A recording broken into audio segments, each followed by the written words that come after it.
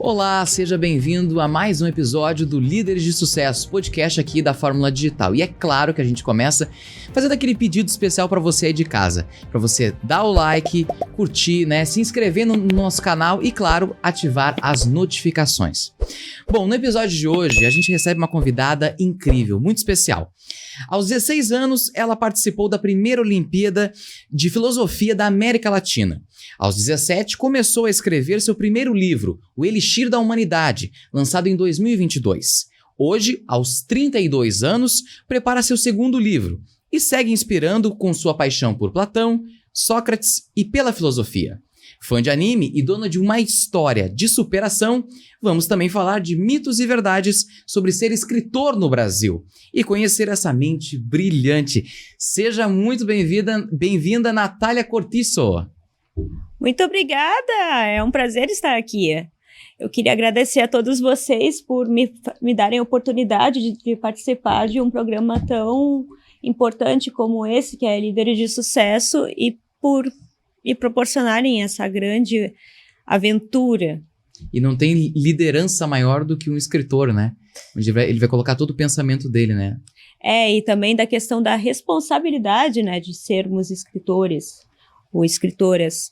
E o quão poderosas são as nossas palavras e elas têm um poder muito grande de impactar a sociedade, E isso é fundamental, que a gente tenha um compromisso, com a verdade e com o conhecimento. E Natália, com 16 anos então tu participou dessa primeira Olimpíada de Filósofos ou de Filosofia da América Latina. Como é que foi essa experiência para ti? Foi a partir daí que deu essa inspiração para te criar esse livro? Conta pra gente como é que foi essa experiência.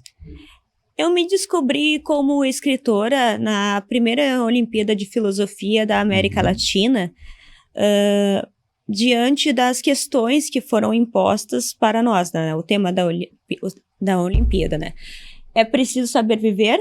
O que precisamos saber para cuidar da vida? Na época eu tinha apenas 16 anos e fiz um trabalho, para a Olimpíada, e isso fez com que eu refletisse sobre essas questões e o quão grandes e magnânimas são a sua complexidade. E diante das minhas reflexões, eu cheguei à conclusão de que a felicidade está muito vinculada ao fato de que qual forma devemos fazer para cuidar melhor da nossa vida e o que podemos fazer através do autoconhecimento para obter o melhor de nossas capacidades. E é muito importante salientar que não é possível nos fortalecer sem antes conhecer as nossas fraquezas. O autoconhecimento também é uma jornada, um mergulho dentro de nós mesmos. Sim. E é muito importante ter coragem para fazer isso, porque todos nós temos defeitos e qualidades. Exatamente. E às vezes pode ser difícil aceitar certas dificuldades que temos e superá-las. Mas assim, aos 16, quando tu teve essa experiência, foi ali que deu um start pra ti na área da filosofia ou não? Tu já era apaixonada por filosofia desde criança? Como é que foi isso pra ti? Eu sempre gostei bastante de filosofia desde que eu comecei a ter essa aula no colégio, mas na Olimpíada mesmo, a partir dali eu comecei de fato a virar escritora. Deslanchou. Daí eu vi que essa era a minha área mesmo, Então, eu comecei a ler um livro chamado O Banquete de Platão, que é meu preferido até hoje, E ele me fez ler outras obras dele, como Fédon, Apologia de Sócrates, A República, e isso também veio uma grande analogia com as questões do anime, que eu sempre assisti desde criança e sempre gostei muito. Quais animes tu gostava quando criança? Eu adorava Dragon Ball Z, Naruto.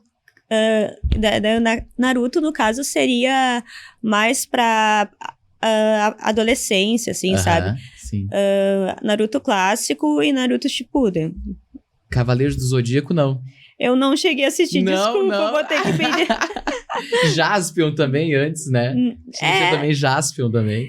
Eu não assisti, então eu não posso comentar nada, Sim. Bom, então tu uniu então essa questão dos animes, que já era uma paixão tua desde criança, com a filosofia. Como é Sim. que é essa união? Essa analogia que tu faz? Como é que é nessa questão das histórias dos animes com Platão, Sócrates, né? Com os grandes filósofos?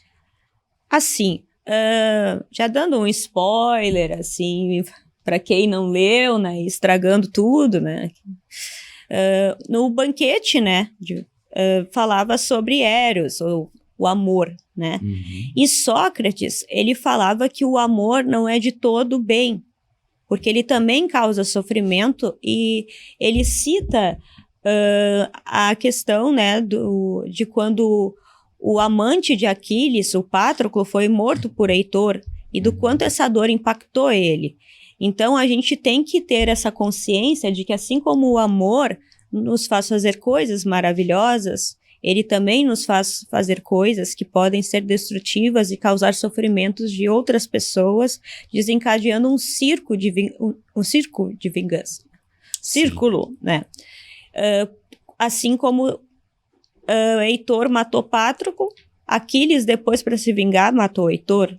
E Heitor tinha família, ele era um príncipe de Troia. Nossa. Toda a responsabilidade. E assim, como é que foi? Porque É que eu precisava também terminar umas coisas. A questão ali de Sócrates, nos livros, né, Apologia de Sócrates e Fédon, acontece o julgamento de Sócrates, que ele foi acusado de corromper a juventude. Né? E de que forma ele foi? Porque ele incentivava o pensamento crítico, ele incentivava as pessoas a refletir sobre o cosmos. E isso não é muito agradável até hoje, né? Para os governantes. Sim. Ele fez com que as pessoas se tornassem muito analíticas, digamos assim. E isso incomodou muito, né, os poderosos. Então foi imposta para ele a condição que ele poderia sim ser salvo da morte, caso ele dissesse que tudo aquilo que ele falou da importância do buscar conhecimento, do saber, e de tudo, do pensamento analítico, da criticidade, estava errado, que tudo que ele falou na vida dele seria uma mentira. Ou ele teria que ser morto por envenenamento por cicuta. Sócrates, ele disse que... pelo que? Desculpa, falou? Envenenamento por cicuta, que é um veneno que... É um veneno. Sim. Que, infelizmente, tu pode encontrar em lugares sem muita dificuldade hoje em dia, tá? Sim. Mas, enfim, não vamos entrar nesses detalhes sórdidos. Mas, enfim... Essa analogia dele ter escolhido a morte ao invés de renunciar a tudo aquilo que ele acreditava, isso está muito associado aos animes e à cultura japonesa deles. Por exemplo, nos Dragon Ball Z, por exemplo. Tá. Por exemplificação, né? Goku e os Guerreiros Z muitas vezes colocaram suas vidas na linha de frente e se recusaram a compactuar com aquilo que eles achavam errado. Muitas vezes, eles sacrificaram suas próprias vidas para que outras pessoas pudessem sobreviver. E isso foi muito semelhante ao que Sócrates fez. E em Naruto, né, tanto o clássico quanto o Shippuden, a gente vê os mesmos sacrifícios e auto-sacrifícios de personagens, por exemplo, como Itachi, Shisui, que preferiram dar suas vidas para salvar muito mais vidas. Sim. Então, me fez refletir agora uma questão do meu segundo livro, que daqui a pouco sai do forno, né? Não sei se daqui a pouco, porque é um assunto bem polêmico. Mas, enfim, polêmica é interessante. É interessante, exatamente. A questão é o seguinte, se a minha vida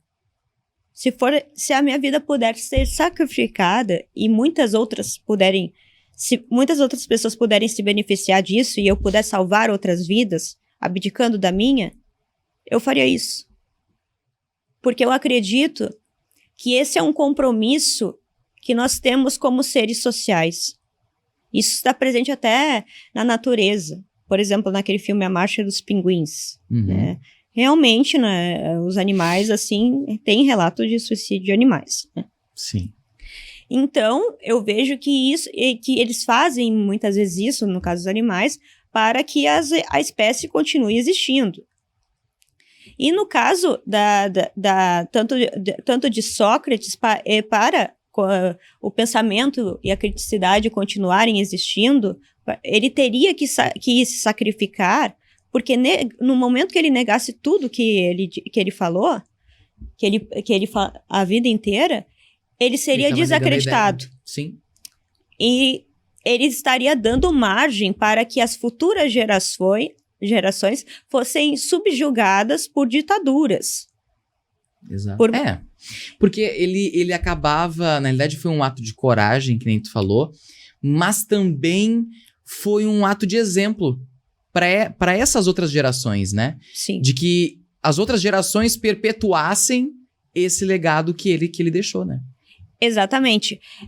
Por isso a importância do sacrifício e do autossacrifício.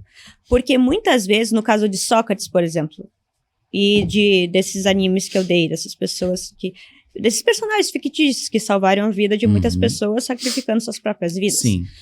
Se o Sócrates não tivesse sacrificado a vida dele em prol dos seus ideais, a gente hoje não teria a liberdade que a gente tem para fazer diversos fatores.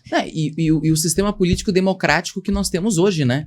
De livre pensamento, de Estado laico, a gente não teria, né? Se não fossem essas ideias de Platão, de Sócrates, não é? E, Natália, tu acha, qual é a tua visão sobre isso? Que essa punição que o Sócrates teve, né? Há milhares de anos atrás, né? Como é que a gente pode colocar essa lição de Sócrates para os dias de hoje? Quais os exemplos? Eu colocaria da seguinte forma, que nós temos sempre que analisar e adotarmos o pensamento crítico sobre o que nós devemos ou não fazer, baseados numa reflexão, de uma filtração das imposições sociais, especificamente de pessoas com grande poder. Porque elas utilizam isso para manipular as pessoas em benefício próprio. E no momento que as pessoas adquirem um pensamento mais crítico e mais analítico, isso se torna muito mais difícil de governos, de pessoas corruptas, manipularem as pessoas e tornarem este mundo mais pior do que já está, devido à poluição, corrupção. Sim. Isso sempre existiu. Mas digamos que a gente pode fazer pequenos sacrifícios, não necessariamente arriscar a própria vida. Só pra gente esclarecer pro nosso público que sacrifício, que é o que a Natália tá falando aqui, não é sobre morrer como Sócrates morreu, tá? Porque às vezes a gente tem sacrifícios na vida, no nosso dia a dia, que a gente tem que se sacrificar, se doar pra algo, que às vezes é difícil, é uma coisa penosa, mas por um bem maior. Então não é o sacrifício de morte, não é, Natália? Sim, exatamente. Exatamente. Tem várias formas de sacrifício. Por exemplo, acordar cedo de manhã pra ir trabalhar, estudar e aprender mais. Pode ser um sacrifício. Para certas pessoas é um inferno acordar de manhã cedo. Exatamente, exato.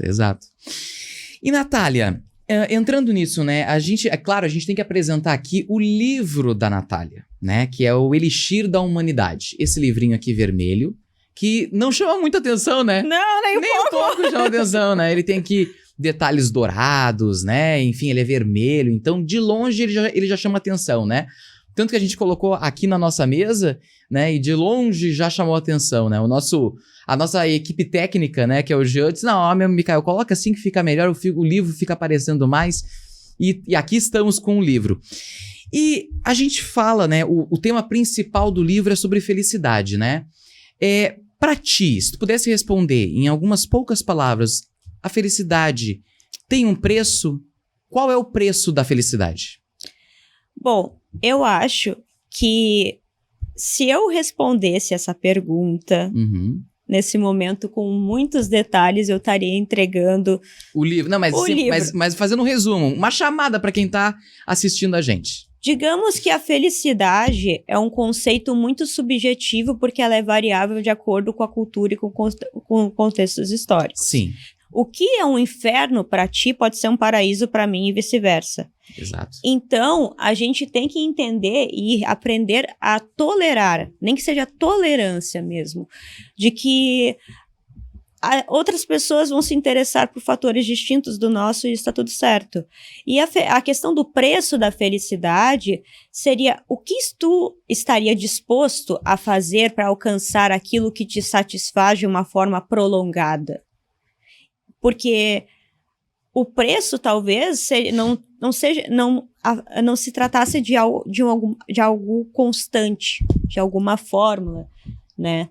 Mas cada pessoa, para cada situação que a satisfaz, cada contentamento requer algum tipo de sacrifício. Por exemplo, para você ter a sua formação, as qualificações que você teve que dedicar muito do seu tempo. Que Exatamente. Você poderia estar se divertindo, indo pra farra, né? Mas, balada. Mas assim, tu escolheu abdicar de prazeres momentâneos que depois não fossem duradouros, para que tu tivesse algo que de fato é edificante e duradouro. E o preço, ele não tem uma resposta definitiva, porque cada pessoa vai ter que responder pelo que ela passou. E se é que ela tentou ser feliz, se é que ela estava disposta a fazer o que tinha que ser feito para obter o que ela queria. A felicidade, na tua visão, ela é um estado de espírito? Ou seja, a felicidade, ela é de dentro para fora? Porque muitas vezes as pessoas condicionam a felicidade, né? Não, eu sou feliz porque eu tenho um carro de 300 mil reais. Eu sou feliz porque eu tô numa mansão. Eu sou feliz porque eu sou um executivo numa empresa.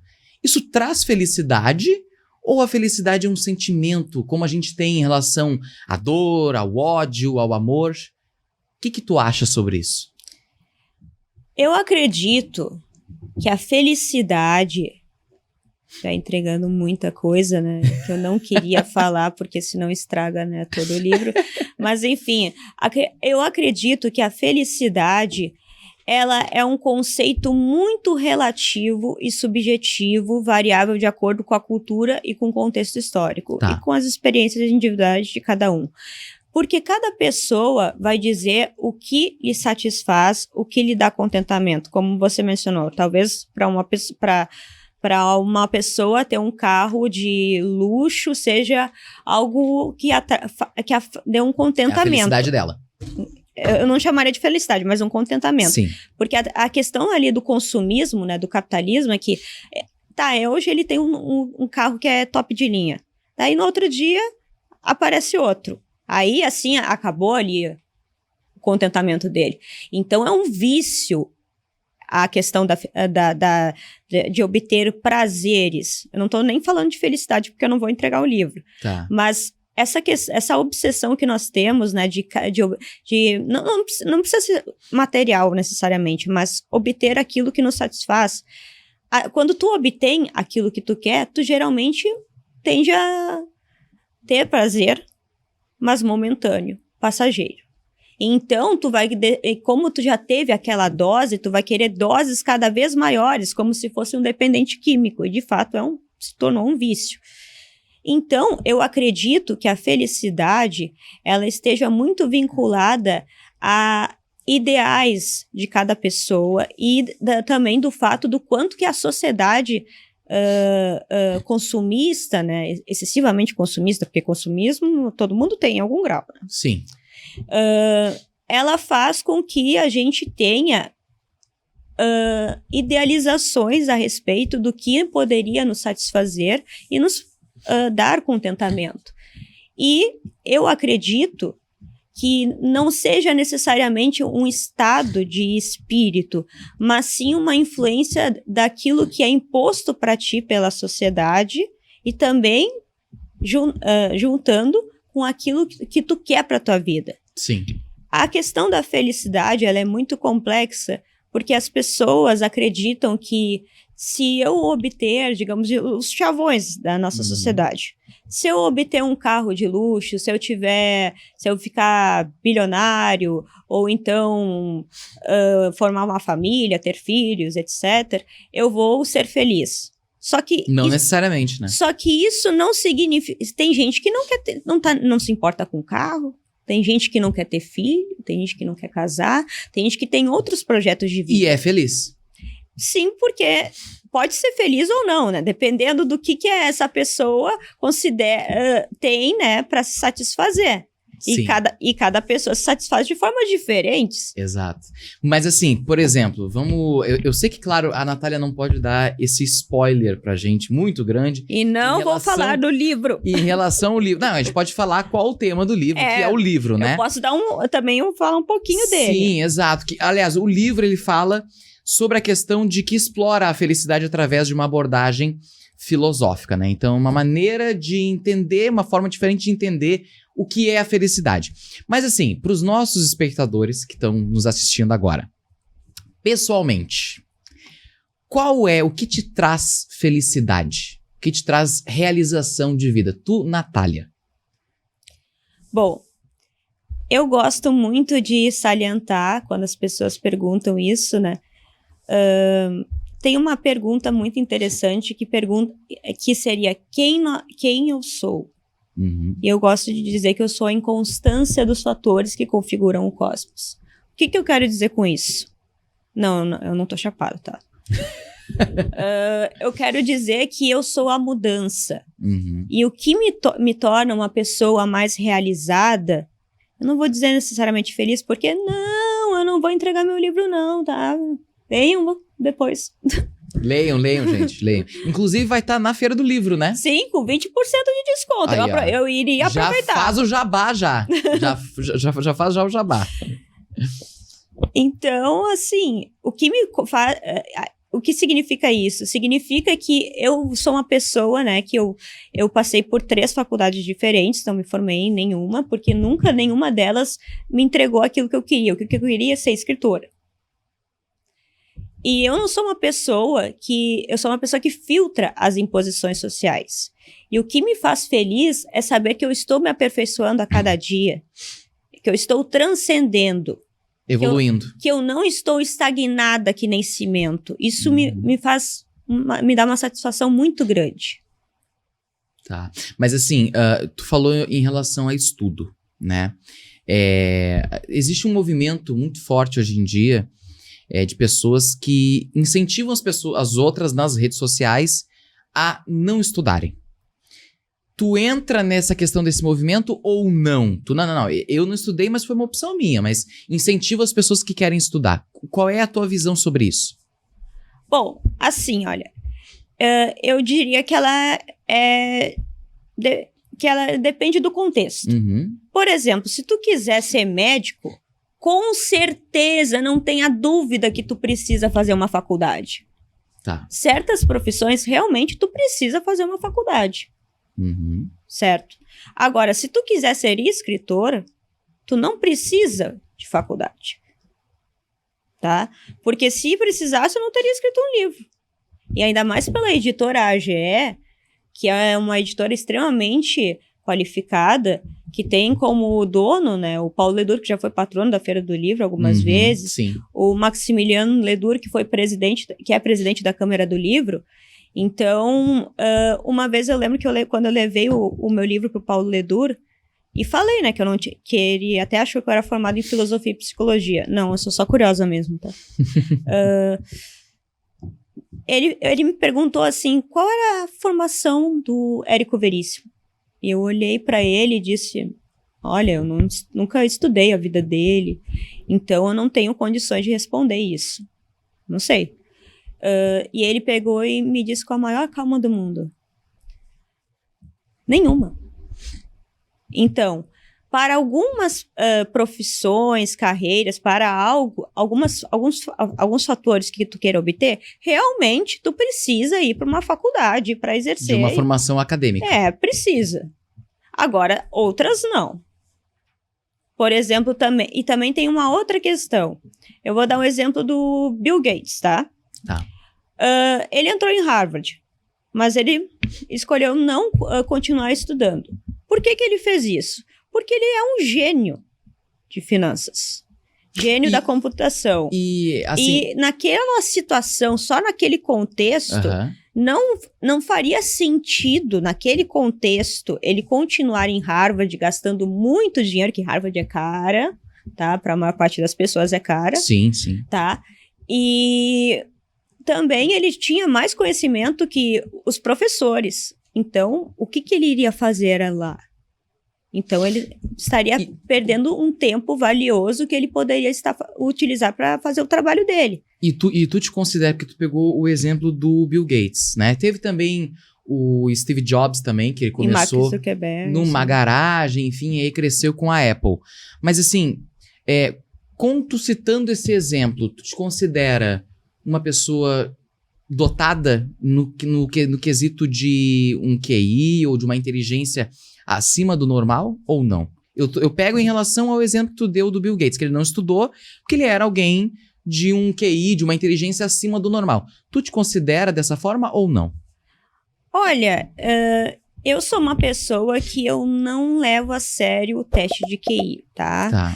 Porque não que ele não tenha, não que ele não tenha uma validade para mensurar algum tipo de inteligência humana, mas nós temos Howard Gardner descobriu em 1960 que existem várias tipos de inteligências. Sim.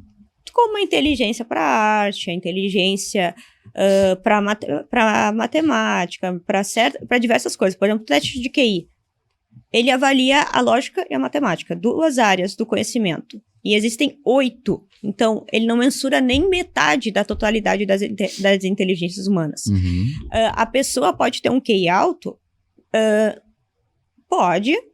Mas isso não significa que ela vai se dar bem na vida. Tem um estudo feito com os alunos de Harvard, com os que tiveram as pontuações mais elevadas no teste de QI, e viram que não necessariamente eles foram bem-sucedidos. Sim. Enquanto que outros que não tinham um QI elevado, ou tinham tão grande, né, tiveram sucesso porque eles não tinham as inteligências avaliadas no teste de QI, mas tinham outros talentos de outras inteligências humanas, que existem 8. O teste de QI avalia 2.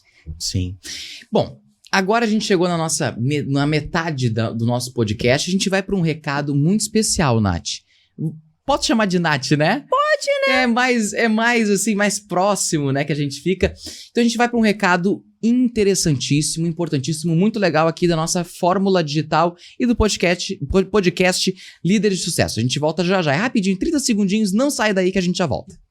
Todos os dias, enquanto muitos ainda dormem, tem gente que já acordou para fazer o impossível acontecer. Eles não esperam a sorte. Eles criam caminhos, transformam ideias em negócios e negócios em impacto real. Não é fácil. É arriscar, é cair, é aprender, é levantar todos os dias com uma nova chance de fazer melhor. Empreender é resistir quando ninguém mais acredita. É seguir, mesmo quando o mundo diz para parar. É acreditar no invisível antes de ele se tornar realidade. O Líderes de Sucesso nasceu para contar essas histórias, para revelar quem está por trás dos resultados, para valorizar quem transforma o país todos os dias. Aqui, cada conversa é uma ponte, cada episódio, um espaço de crescimento, cada encontro, uma nova oportunidade de fazer história. Líderes de Sucesso, onde grandes histórias encontram grandes oportunidades. E, Natália, tu teve um problema, né, aos 16 anos, né, durante a adolescência, que tu acabou sendo internada por um problema cardíaco, né, mas tu superou isso, mas teve aquela questão de ficar internada 2 meses no hospital. Como foi, então, isso? Essa questão de um problema de saúde e, ao mesmo tempo, esse medo que tu tinha de acabar partindo e não poder ter publicado o livro, ter colocado a tua obra para as pessoas lerem. Como é que foi isso? Foi a pior experiência que eu tive na vida e foi avassaladora. Porque quando eu comecei a escrever meu livro, com a maior parte dele com 16 anos, mas aos 18 anos, 17 para 18, né, eu tive um problema cardíaco, né? Eu estava com risco de parada cardiorrespiratória iminente. Nossa. E os médicos estavam dizendo que a questão não era se eu iria viver, mas quando que eu iria morrer, que a minha morte era certa. Nossa. E ter essa consciência de que tu não conseguiria, digamos, concretizar teus sonhos, isso é importante para, digamos, ter a felicidade. Agora, eu tive que ficar 2 meses internada num hospital, né, em repouso absoluto, e mesmo literalmente no leito de morte, eu continuei pedindo para o meu pai, né, me mandar livros para eu continuar adquirindo conhecimento até o fim, até onde pelo menos o meu corpo pudesse conseguir, né. Isso foi uma experiência para mim agora eu ressalvo muito isso, né, que muitas pessoas falam o seguinte: eu não tenho tempo para escrever, eu tenho outras prioridades. Mas quem poderia ter dito isso naquela época era eu. E eu não disse isso. E quando a pessoa realmente quer, ela faz de tudo que está ao alcance dela para conseguir. Uhum. E eu não vejo essa determinação na maioria das pessoas. E quando eu vejo, me recordo com o passado, né? Eu vejo que foi fundamental aquela experiência para que eu pudesse entender a dificuldade que é escrever. Uhum. Porque tu não vai estar bem 100% da tua vida. Então, é necessário muita perseverança. E tem outros aspectos, né, que eu gostaria de falar aqui também, né, que ele perguntou sobre mitos e verdades. Né, exatamente. Exato. Eu não vou falar muitos, não, porque, né, mas enfim... um grande mito é acreditar que tu tem que ter uma faculdade para ser escritor ou escritora. Não, senão não estaria aqui, minha gente, sinto muito, tá? E falam muito que é necessário ter cursos, faculdades, técnicas, mas técnicas. Tem gente que aprende de diversas formas, tem visuais, auditivos, sinestésicos. Então, Sim. O que funciona para ti não necessariamente vai funcionar para mim. Isso não dá para padronizar a forma de aprender ou de escrever. Sim. Quanto à questão das redes sociais, das visualizações, quanto mais seguidores tu tiver, significa que tu tá vendendo muito. Mais tu vai vender.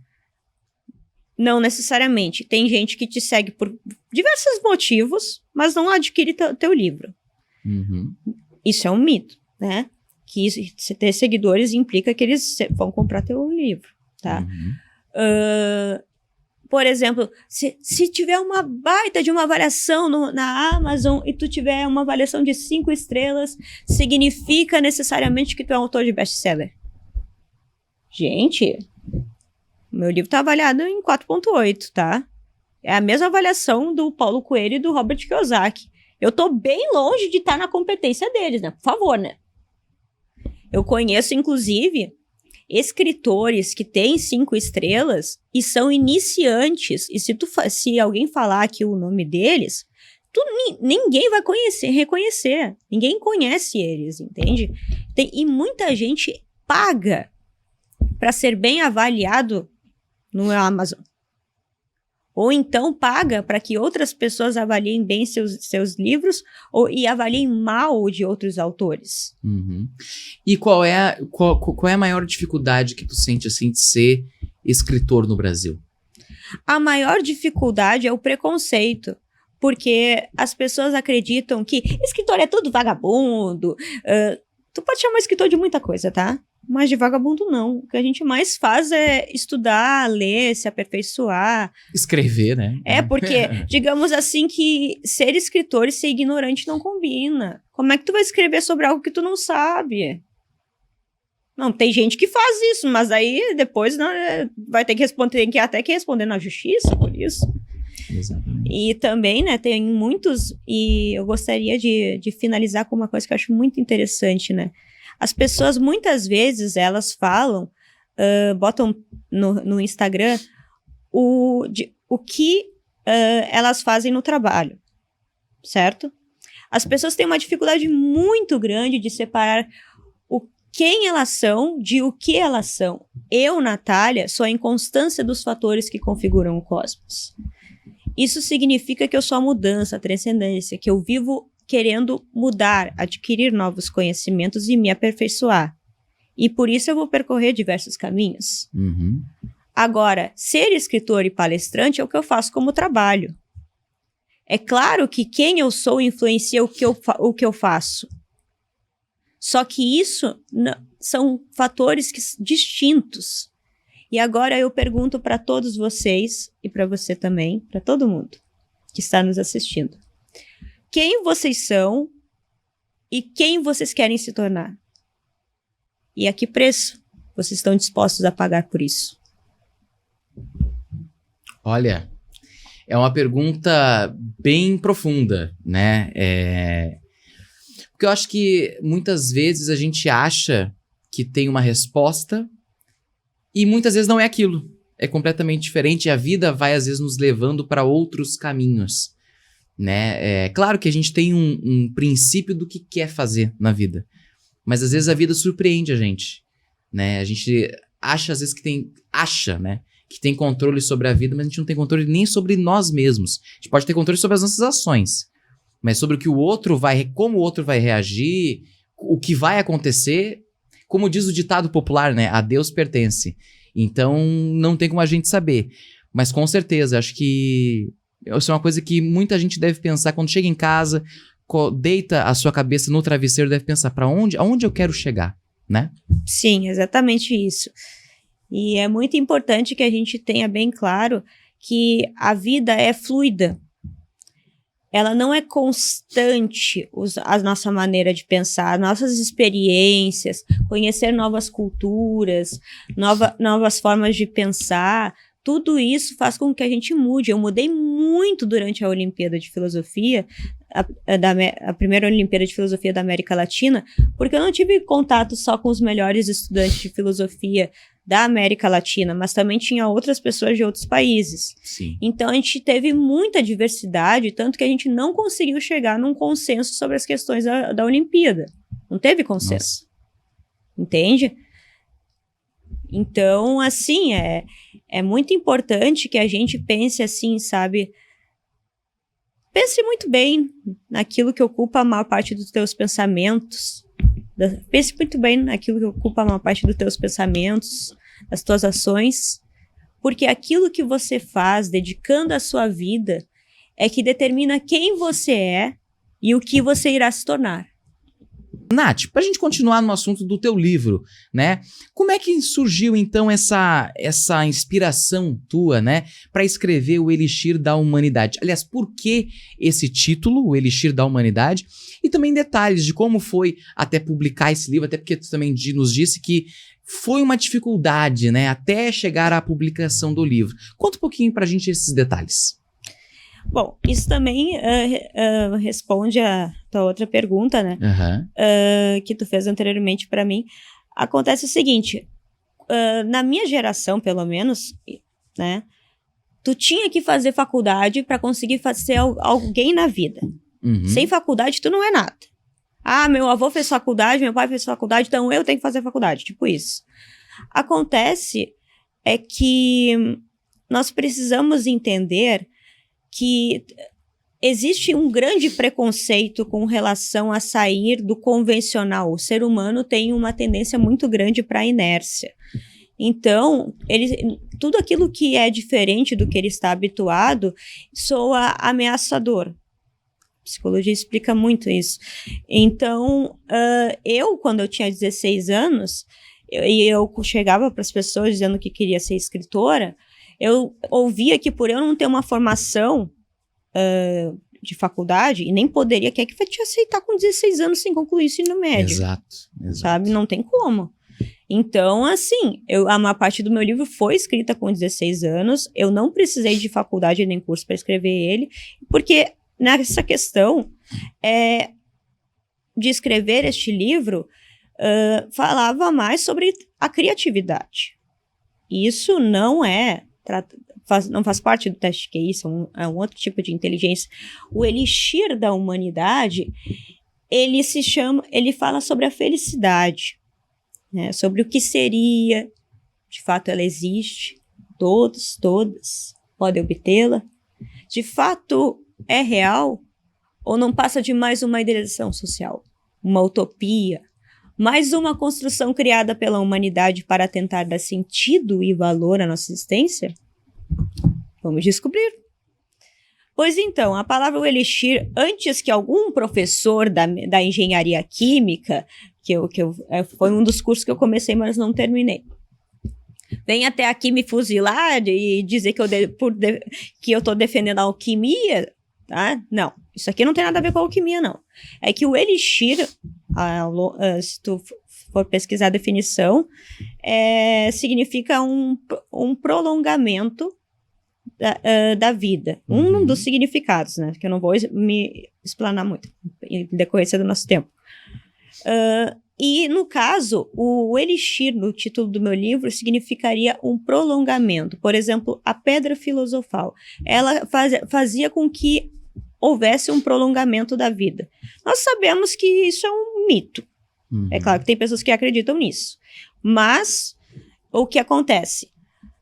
Diante do fato de nós não termos uma pedra filosofal, podemos, de outras formas, talvez, criar um prolongamento para, talvez, a felicidade, nossa qualidade de vida, o fato de nós seguirmos os ensinamentos de Sócrates, de buscarmos conhecimento, só mostra que a expectativa de vida humana vem aumentando. E muito, né? Muito. A qualidade de vida também. Mas assim também, a expectativa de vida também aumentou muito pela questão dos remédios, né? Porque assim, hoje em dia tem remédio para hipertensão, tem remédio para diabetes, tem, enfim. Antigamente já não tinha, né? Então as pessoas acabavam morrendo antes, né? Muito jovens, justamente por essa falta de medicamentos, né? Hoje em dia, claro, ainda bem que a medicina avançou e a gente tem todo esse aporte, né? Sim, certamente. Isso se deve novamente ao pensamento crítico e ao fato de nós não nos deixarmos influenciar pelo que nos é imposto. Tem que ser assim, dessa forma, tem que fazer faculdade ou não, ou no caso desse movimento aí, não tem que fazer faculdade. Bom, isso é relativo, depende. O que tu quer fazer da tua vida? Aí sim, a gente pode dizer se tu tem que estudar, ir para um caminho mais tradicional ou a fazer algo mais informal. Sim. Então, essa questão de preconceito e de discriminação, ela é muito... Ela faz com que as pessoas tenham pensamentos, assim, muito, digamos, errôneos, né? Sobre essas questões. Porque é muito relativo. Sim. E tu acha, assim, porque assim, ó, a gente ouve muito, né? Quando se fala em filosofia, as pessoas dizem muito assim, mas a pessoa que é filósofa ou que é filósofo, eles viajam muito, eles não chegam a uma conclusão de algo, eles não são objetivos. O que tu diria para essas pessoas que pensam dessa forma? Que acham que os filósofos não são objetivos, que as ideias são muito complexas, é difícil de entender, é difícil de compreender. Como é que se compreende a filosofia? Eu digo para a grande população nossa, né, que está nos assistindo agora, que talvez tenha essa dúvida e esse pensamento. Como se desmistificar isso? Eu diria o seguinte, que assim como você mencionou, um fator bem interessante, né, que a evolução, né, com relação aos tratamentos para uma série de doenças, né, na filosofia, ou pelo menos eu ajo dessa forma, eu não sou filósofa, não me considero filósofa, mas enfim, assim como a medicina está sempre avançando, a filosofia também está sempre mudando, porque ela tem um pensamento crítico, então as ideias estão em constante transformação. Elas não são algo imutável. Inclusive, daqui a alguns anos, muito do que a gente considera como verdade vai ser tratado como uma mentira, como algo que foi errado da nossa parte, para não chamar a gente de burro, né? O que tu acha que no futuro vai ser tratado como algo, nossa senhora, mas eles fizeram isso nessa época. O que tu acha? Quais temas tu acha? Eu acho muito desnecessário essa vontade que algumas pessoas têm de impor aquilo que funciona para elas de acordo com as suas experiências e vivências pessoais, e impor para os outros aquilo que funcionou para elas e dizer assim, esse é o único caminho que serve. Uhum. Tu colocaria nisso a religião? Porque às vezes a gente tem muito nessa questão, né? A religião traz muita certeza, né? Que a certeza acaba acalmando o coração e a alma das pessoas. Tu acha que isso entra também, a religião entra? Ou assim, tu como escritora, né, que faz essa parte de filosofia, né, coloca a filosofia ou a filosofia do que tu pensa dentro do livro. Tu acredita que a religião e a filosofia podem caminhar juntas ou não? Elas são como se fosse água e azeite, né, água e óleo. Elas não se misturam. Acontece que a filosofia, né, ela sempre busca saber aquilo que... desvendar os mistérios do cosmos. Uhum. Já a religião, por exemplo, eu vou citar, sei lá, pode ser qualquer uma, né? Elas têm o livro sagrado deles, ou... A Bíblia. Pode ser a Bíblia, pode ser o Alcorão, pode ser qualquer uma, né? Sim, sim. Mas elas costumam levar a sério aquilo que foi escrito há muitos anos atrás, há milhares de anos atrás. E a gente não vê gente modificando a Bíblia, atualizando a Bíblia, fazendo novas edições da Bíblia de forma diferente, dizendo assim, vamos aqui em tal versículo, não, isso não está correto. Tá. Não, isso não acontece para quem é religioso. Sim. Ou então é uma conduta diferente de quem tem um pensamento crítico. Tá? Porque quem tem um pensamento crítico, eu posso te dizer o seguinte, eu posso te dizer, sei lá, daqui no meu segundo livro, que eu odeio o meu primeiro, tá? Que eu discordar de tudo que eu escrevi, tá? Um filósofo faria isso. Uma mudança de pensamento e de perspectiva. Sim, poderia. Eu poderia também chegar e dizer que tudo que eu falei aqui nesse podcast... depois de anos, depois de reflexão, eu achar que eu fui muito burra. E com certeza isso vai acontecer, sabe? Olha, a entrevista tá maravilhosa, então com certeza daqui a 5, 10 anos tu vai ver isso, tu vai dizer, que legal que foi aquele papo, né? Não, então... é que tem pessoas, né, que são muito perfeccionistas, né? Aí é uma questão... Sabe que eu digo o seguinte também, né? A gente pode entrar pela parte também de horóscopo, né? Tem gente... Eu não sei qual é o teu signo. Que tal tu chutar e... Não, vai demorar muito. Virginiana?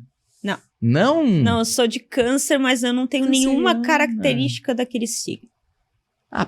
Pode ser muito por causa do mapa astral, né? O mapa astral é algo que interfere bastante. Mas enfim, depois do lançamento ou durante o lançamento, tu teve muitos haters, como é que tu lidou com isso? Porque a exposição em rede social é algo muito complicado hoje em dia, né? As pessoas são atacadas por nada, simplesmente por existirem. Como é que tu lidou com isso? Porque deve ter sido um baque, né? Algo muito forte, alguém chegar lá e comentar, não, nossa, mas teu livro é ruim, é isso, é aquilo. Como é que tu lidou, como é que tu sentiu isso? Isso foi muito esquisito pra mim, mas muito esquisito mesmo, porque eu achava que iriam odiar meu livro e que ele nem seria publicado, mas eu nunca tive nenhum hater. Nenhum hater. Que bom. O máximo que chegou, eu nem sei se isso dá pra considerar de hater, mas assim, olha, o máximo que chegou foi um aluno de direito, né,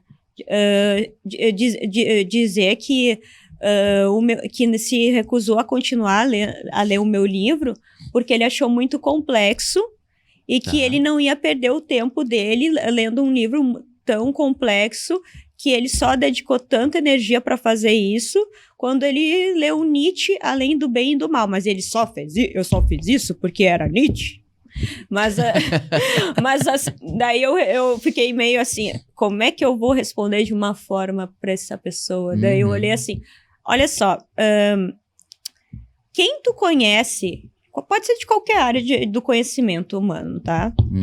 Que ficou mundialmente reconhecido em início de carreira. Eu não conheço ninguém. É difícil, realmente. Bill difícil. Gates conseguiu no início da carreira? Bem no início, não. Pois é isso que eu estou falando. Muito menos o Jobs. Demorou uns 4, 5 anos pra ele, né, crescer ali a Apple. Pois é. Então, assim, olha, por exemplo, na área da escrita, Paulo Coelho ficou bilionário da noite pro dia, no primeiro livro que ele lançou? Não, demorou, até ele só alavancou com o Alquimista, até lá ele lançou outros livros, né? Robert Kiyosaki, autor de Pai Rico e Pai Pobre, por exemplo, o livro, eu achei bizarra as respostas das editoras que ele levou o livro, porque é o seguinte... Eles disseram que um homem que era pobre e chegou a ser bilionário não entendia nada de finanças. Então, se ele não entendesse nada de finanças, ele não teria chegado tão longe, né? Então, assim, ele teve a iniciativa, né? Já que ninguém queria publicar o trabalho dele, na minha opinião, isso foi uma tremenda estupidez. Que eu acho o livro maravilhoso. Mas, enfim... ele publicou de forma independente e hoje é um best-seller. Ninguém... A gente tem vários exemplos disso, né? A gente pode falar, por exemplo, a J.K. Rowling, que escreveu Harry Potter. Sim. Ela foi negada diversas vezes.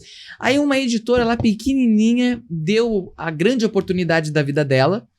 Ela publicou Harry Potter e agora a gente vê que é um sucesso imenso, né, que gera cada vez mais continuações e segue a história, né? Então, pra te ver que a gente sempre tem que dar uma oportunidade, né, abrir uma porta, abrir uma janela ali pra pessoa, né? E, Nath, vamos pra uma questão aqui, acho que completamente filosófica do nosso papo. Pra ti, na tua visão, eu sei que é uma pergunta bem difícil de definir, porque isso que eu vou perguntar é muito complexo. Mas, assim... O que é a vida? Bom, se tu perguntar para um biólogo... É pra ti. Tá, O que é a vida? Ele vai te dizer que a vida é uma molécula autorreplicativa, tá? Que até um experimento de Stanley Miller, por exemplo, que tinha como finalidade comprovar como surgiu a vida na Terra primitiva, falava que no momento que tu conseguisse criar a primeira molécula autorreplicativa, tu criaria o que chamamos de vida.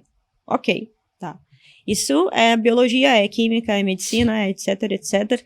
Só que, se tu quiser falar de algo filosófico a respeito da vida, eu diria que se tu perguntar isso para muitos filósofos, tu vai ter digamos, um banquete, como era de Platão, vai ter cada um dando sua opinião. Mas qual é a tua ideia? Bom, a minha ideia é que a vida... isso vai soar pesado. Não, mas aqui é pra gente, realmente é isso, é conversar, né? Enfim. É que a vida pra mim é algo muito subjetivo. A vida é algo muito complexo e que está muito além da compreensão e da capacitação humana. E o que nós chamamos de vida é aquilo que nós achamos que é. E o ser humano só conhece 2% do universo conhecido. 98% é matéria escura e a gente só sabe que existe porque está movimentando galáxias. Então, eu acho que essa pergunta não tem uma resposta devido à ignorância catastrófica e massiva da humanidade. E quando eu falo humanidade, eu não estou me isentando disso, não. Eu não estou em nenhum momento dizendo que eu sou um ser iluminado. Longe disso. Se tu pudesse resumir a filosofia em uma frase, seria: a filosofia é um estudo aonde não há certeza de absolutamente nada? Posso pegar? Eu diria que a filosofia é mais do que um hábito reflexivo. É uma forma de ser, um fascínio magnânimo, uma busca insaciável pelas respostas ocultadas pelos vastos mistérios que a incompletude do conhecimento proporciona. Certo. E a gente tá chegando ao fim, né, aqui do nosso podcast, né, mas enfim, a gente tem uns minutinhos, então a gente vai aproveitar para nesse tempo a gente colocar as pautas, as perguntas mais profundas, né, que a gente possa colocar aqui no nosso podcast. Qual tu acha pro futuro, né, enxergando o futuro, qual tu acha que vai ser o futuro da filosofia? Cada vez mais essa questão de evolução, o que que tu vislumbra para esse futuro? O que que tu enxerga para esse futuro da filosofia, desse estudo de análise da vida, do cotidiano humano? Tu acha que a gente vai evoluir mais ou não? Ou vai acontecer que nem esse prognóstico que está acontecendo, de que o ser humano cada vez mais vai declinar na questão mental, na questão de inteligência, de conhecimento? Qual é a tua visão sobre isso? Eu diria que isso não tem uma resposta única devido à diversidade humana. Uhum. Porque existem pessoas que estão sempre tentando se aprimorar e sempre farão isso. Sim. E se isso acontecer, nós teremos melhores qualidades de vida, assim como essas pessoas. E o que acontecerá? Nós teremos uma evolução das nossas condições sociais e melhorias sociais para diversas áreas. Na verdade, eu diria para quase todas. Mas assim... E também, mas se tu pegar uma pessoa que tem muito preconceito, que é mente fechada, ela vai... sabe aquela pessoa que bate a caneta, assim? É isso que a pessoa pensa isso, mas assim... É o que ela pensa, é o que ela acha. Ela pensa isso e não interessa o quantas vezes tu coloque fatos inegáveis na frente dela, ela vai continuar batendo na mesma tecla. Então, são pessoas que vão barrar o conhecimento. Então, a filosofia, ela não tem uma margem crescente de conhecimento de forma total. Isso não ocorre. Então, a gente tem que ver quem é que tem mais relevância, quem é que tem mais poder. Porque tem um livro, né, que é chamado Tolbe e Filho, né, que fala sobre que a verdadeira... agora falando assim de uma coisa que realmente influencia a sociedade capitalista, né, que é o que nós vivemos, né? Sim. Que... o verdadeiro valor do dinheiro não é medido, mensurado em quantidade, mas em poder. Então, eu diria, a filosofia, na questão com relação à filosofia, quem tem mais poder de influência para dar voz para a ignorância ou para a evolução? A evolução, o pensamento crítico, é de interesse dos maiores líderes de maior poder econômico e de maior capital? Não que a gente vê, né?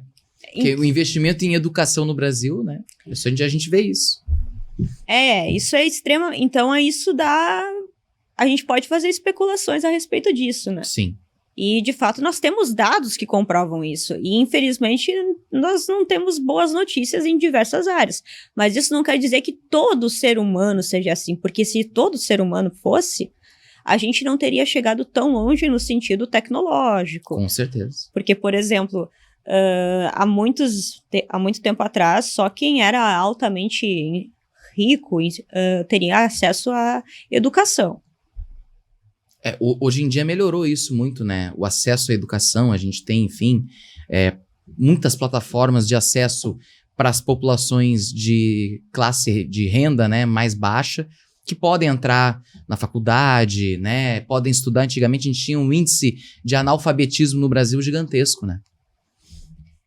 Sim. E também com relação ao que tu mencionou a respeito, né, da questão ali da educação, eu acho que ela é, já dando spoiler do segundo livro, Opa! A educação não tô falando só do Brasil, mas a educação tá uma bosta. Isso vai gerar corte, hein? Isso vai gerar corte. Essa parte da Natália falando assim que educação no Brasil... Eu não posso repetir porque, né? Em respeito aos nossos espectadores. Mas, assim, realmente, a educação no Brasil precisa de muita melhoria. E não é de hoje, né? Melhorou. Mas... Sim, de décadas pra cá, a educação no Brasil melhorou. Mas precisa melhorar mais, né? Sim, certamente. É que, infelizmente, né, na nossa Por estatística, 52% das pessoas que estão em universidade abandonaram o curso ou então trocaram. Então, nós somos forçados a tomar a decisão sobre o que fazer ou o que cursar, se caso queiramos fazer faculdade. Estou me incluindo nisso.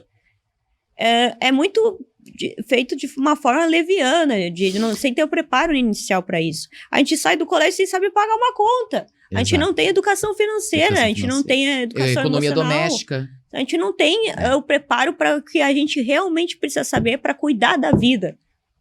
E o que tu acha? Por que tu acha, né? Porque tu falou que a educação no Brasil tem esses problemas todos, né? Por que tu acha que tem esses problemas? O que falta na educação brasileira, na tua opinião? Não é de interesse. Isso aí. Ai, meu Deus. Não é de a verdade, infelizmente, é que não é de interesse das pessoas que têm maior influência e poder que a população tenha um pensamento como o de Sócrates, crítico e analítico.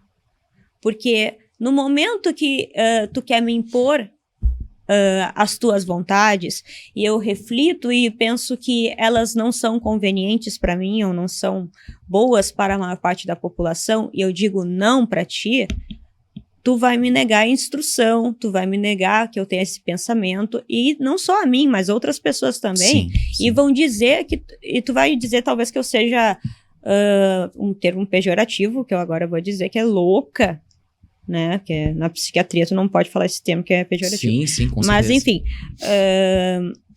que eu estou mentindo, que eu estou tentando manipular, enganar a sociedade, né?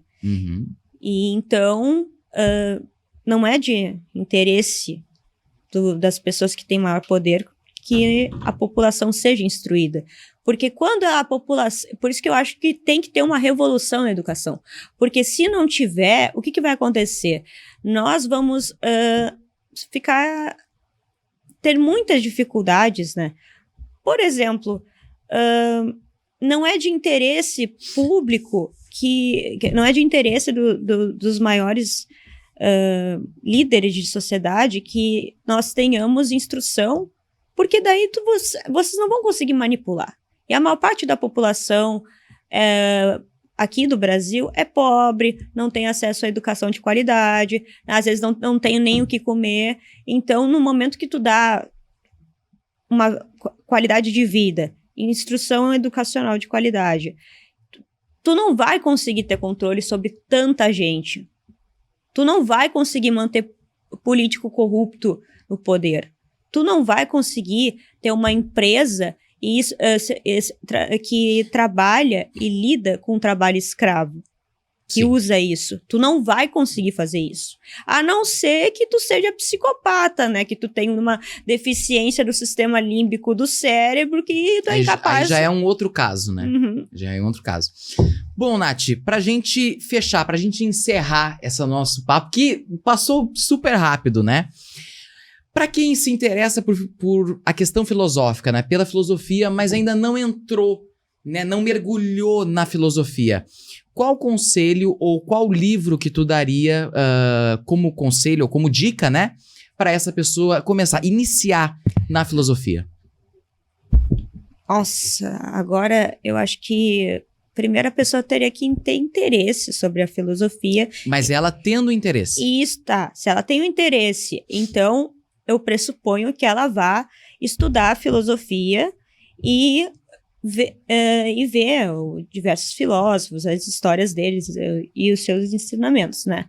Mas eu gostaria... Bom, eu citar o Banquete de Platão, que é meu livro preferido desde 16 anos, e agora passou 16 anos e eu ainda continuo, né? Sim. Mas, enfim, eu diria o Banquete de Platão, eu diria a Apologia de Sócrates, eu diria Fédon e a República de Platão, porque Platão, ele na República, ele foi um cidadão à frente do seu tempo, inclusive em questões, assim, muito intrigantes. E que geravam melhorias para a sociedade e diminuíam o preconceito, tá? Sim. Platão, ele dizia que não era um homem ou uma mulher que deveria fazer uma atividade em especial. Mas quem é mais qualificado para fazer? Pouco me importa se tu é homem ou mulher, eu quero uma pessoa qualificada, tá? Até isso então eu acho que no momento que a gente preza pelo saber e validar quem conhece, tem conhecimento, a gente já tem um grande avanço na nossa sociedade. Sim. E isso obliteraria muitos preconceitos e muitas discriminações. Isso ajudaria muito a qualidade de vida das pessoas. Então tá, eu agradeço a Natália Cortiço, né, que veio aqui, escritora, lançou aqui, relembrando o nosso público, né, que lançou o Elixir da Humanidade, esse livro que fala sobre felicidade. E também agora tu vai lançar, temos data ou não para o segundo livro? Não, ele não está sendo concluído ainda. Ainda não. Porque ele é um livro bem polêmico. Fala sobre o quê? Fala sobre diversos assuntos, ele dá continuidade a esse primeiro para chegar a um outro ponto. E ele... É uma continuação, então. Não. No início, ele fala um pouquinho do primeiro, corrigindo alguns erros que eu cometi no primeiro, para chegar a um outro ponto, a uma conclusão de que a sociedade atual, com as condições que ela coloca, incluindo o sistema educacional, incluindo o meio que nós vivemos, ele muitas vezes não fornecem os recursos para que nós enlacemos a felicidade. Certinho, então. Bom, então a gente fica no aguardo desse segundo livro da Nath e com certeza, claro, será uma honra te receber aqui de novo para falar sobre o segundo livro. Eu agradeço a Natália por ter vindo aqui no nosso Líderes de Sucesso. Nath, as tuas redes sociais? Bom, minhas redes sociais, né? Bom, tem aqui no cartão. Tá. Eu fiz um cartão e até inventei ali um logo para mim, né? Mas enfim, tem o Instagram, que é Natália, com TH, ponto Cortiço. Cortiço? Né? Que é a do Instagram, né? Bota isso que tu acha, mas eu tenho que fazer uma ressalva muito séria. Já hackearam a minha conta muitas e muitas vezes. Então, se alguém pedir Pix, alguma coisa semelhante... Golpes. Vocês, por favor, denunciem, né? Que isso? Ficar hackeando, se aproveitando da ignorância, da ingenuidade. Toma lá da cá não dá, né? Toma lá da cá não dá. Cutuca a onça, depois fica reclamando que ela te mordeu, ó. É isso aí, então. Então, muito obrigado por nos acompanhar aqui no Líderes de Sucesso. De novo, aquele mesmo pedido que a gente sempre faz aqui no Líderes. O seu like, se inscreva aqui no canal, entre nas nossas redes sociais do Líderes de Sucesso no Instagram.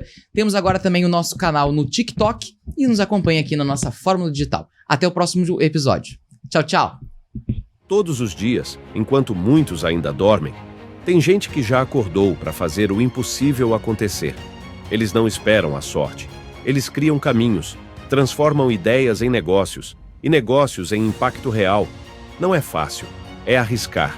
É cair, é aprender, é levantar todos os dias com uma nova chance de fazer melhor. Empreender é resistir quando ninguém mais acredita. É seguir, mesmo quando o mundo diz para parar. É acreditar no invisível antes de ele se tornar realidade. O Líderes de Sucesso nasceu para contar essas histórias, para revelar quem está por trás dos resultados, para valorizar quem transforma o país todos os dias. Aqui, cada conversa é uma ponte, cada episódio, um espaço de crescimento, cada encontro, uma nova oportunidade de fazer história. Líderes de Sucesso, onde grandes histórias encontram grandes oportunidades.